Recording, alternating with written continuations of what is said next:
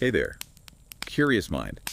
Ever feel like you need a faster way to grasp the big picture on complex issues? Yeah, like a shortcut to being really well informed. Exactly. Today, we're taking a deep dive into this fundamental conflict that's constantly shaping our world. It's this tug of war between control and collaboration. Right. Basically, is knowledge treated as like a private asset you lock down, or is it a shared resource for everyone? Hmm. And we're talking about the huge implications of copyright versus what we call the open commons. These are two really opposing ideas. Paradigms, almost. Exactly, paradigms. And they directly shape your access to information, your ability to innovate, even, what it really means to own something anymore, especially digitally. So our mission today, unpack some surprising stuff, shine a light on where this tension is really playing out. Yeah, from the code running on your computer right now to, believe it or not, the actual genes inside your body. Okay, let's start with copyright itself, because I think most people, when they hear copyright, they think protection, right? Locking things down. Pretty much, yeah. That's the modern understanding. But the original idea, way back, holds this surprising twist. It kind of flips that perception. It really does. Go back to 1710, Britain's Statute of Anne. It said a fixed term, just 14 years. Only 14. Yeah, renewable once, maybe. And the explicit goal, written right there, was to eventually create a public domain. Get stuff out there for everyone after a limited time. And the U.S. Constitution kind of echoed that, didn't it? Something about promoting the progress of science and useful arts. By securing for limited times. That limited times part is key. But that balance seems, well, gone now. It's completely inverted, you could argue. Those limited times. Now it's generally life of the author plus 70 years. 70. Ah. And critics say this just locks up enormous amounts of culture, leads to things like orphan works. Orphan works, that's where you literally can't find who owns the copyright anymore. Exactly. So the material, old films, music, books, you name it, it's still technically copyrighted, but no one can legally use it, even if the owner doesn't exist or care. It's just stuck. Lost, effectively, even if no one's actively profiting or using it. Right. So copyright shifted from being this temporary incentive meant to enrich the public pool of knowledge to basically a tool for creating a near-permanent private fence around cultural works, affecting what you can access, what you can learn from, what you can build on. Okay, that makes sense. So faced with that kind of enclosure, particularly in software, what happened? You mentioned legal judo. Yeah, that's a great term for it. The open source movement did something really clever. They didn't just reject copyright. They used it against itself. Pretty much. They created these special licenses called Copyleft licenses. The most famous is probably the GNU General Public License, the GPL. The GPL. Right. How does that work? Okay, so it's like a legal hack. The GPL asserts copyright over the software, but then it grants really broad freedoms. Freedom to use it, to study it, modify it, share it. But there's a catch, right? There's one big condition. If you modify that GPL code or you build something new using it, your new work must also be shared under the same open GPL terms. So it's viral in that sense. Openness spreads automatically. Exactly. It legally prevents someone taking that open code, tweaking it a bit, and then closing it off, making it proprietary. It enforces sharing.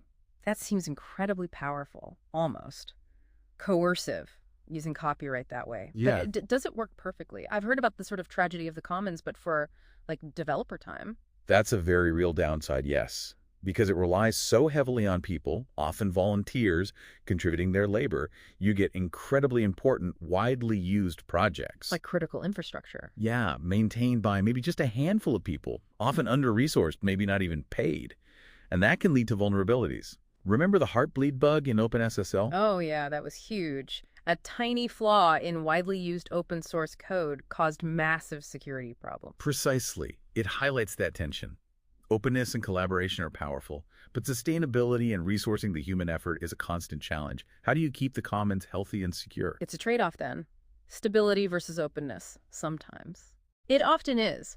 Finding that balance is crucial, especially for the digital infrastructure we all rely on. Okay, so we've got digital code, but this fight control versus commons, it spills into the physical world too, right? Yeah. With stuff you actually buy and hold. Absolutely. Think about the right to repair movement. It's huge right now. This is about fixing your own stuff, Yeah. like phones, tractors. Exactly. It's a massive pushback against manufacturers who are using copyright law, specifically things like the Digital Millennium Copyright Act, the DMCA. Wait, copyright law to stop me fixing my phone? How? They use the DMCA's anti-circumvention rules.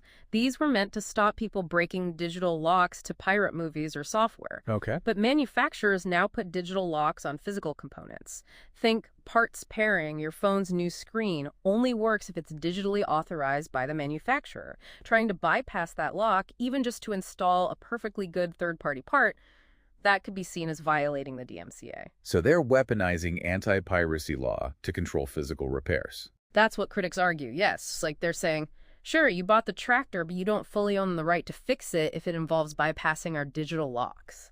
That feels like a massive overreach. Scope creep, you called it. Definitely scope creep. A law for digital piracy now dictates if you can fix your own physical things. And think about the waste. Yeah, I bet. How many perfectly repairable gadgets just end up in landfill? A staggering amount.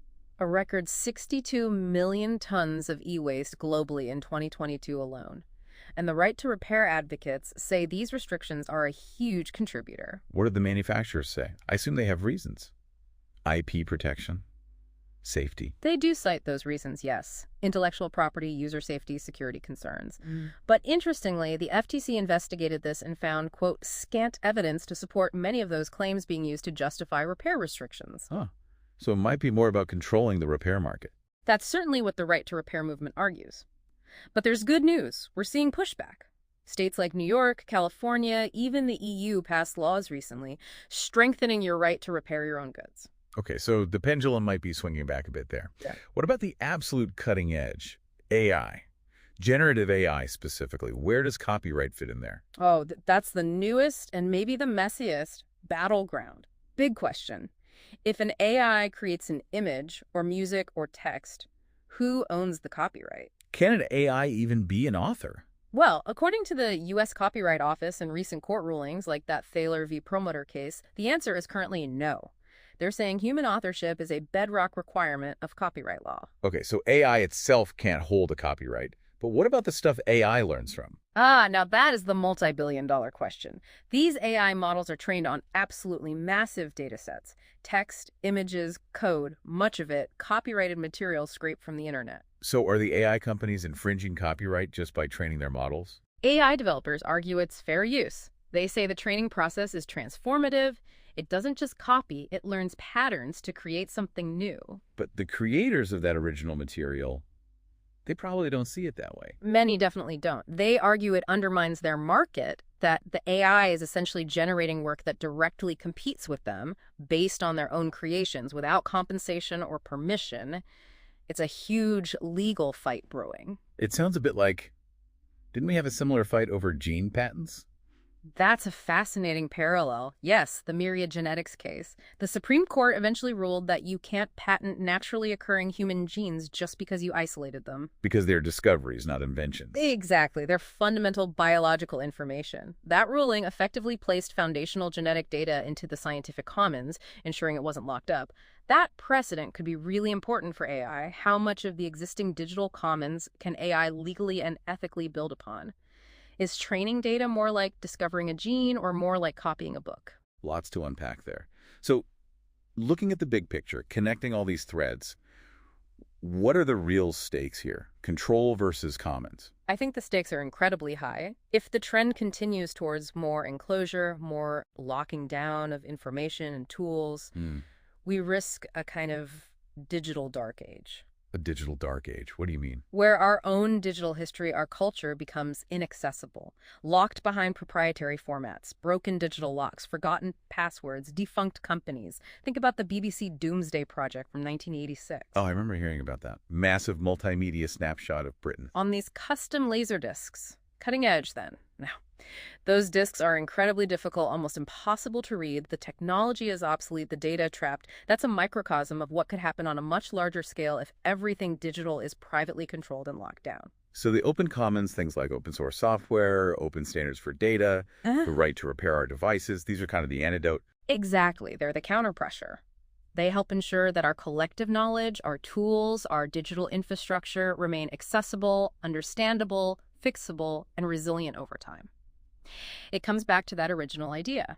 Copyright should promote progress, ultimately enriching the public domain. Not prevent it by locking everything away indefinitely. Precisely. So the real question for you, listening right now, is what kind of knowledge future do you want to build? One that's open and shared, or one that's increasingly controlled and closed?